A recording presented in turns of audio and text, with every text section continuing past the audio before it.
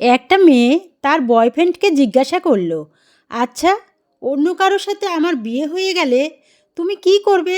ছেলেটা উত্তর দিল, ভুলে যাব।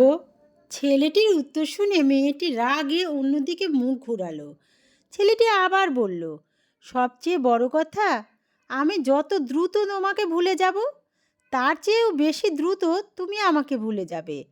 মেয়েটি বলল, কিভাবে? ছেলেটি বলতে শুরু করলো, ধরো তোমার যখন নতুন বিয়ে হবে, প্রথম 2-3 দিন তুমি নতুন নতুন আত্মীয় স্বজনের মুখ দেখেই কাটিয়ে দেবে। তারপর তোমার কাছে থাকবে তোমার নতুন স্বামী। সেটা একটা আনন্দের বিষয়।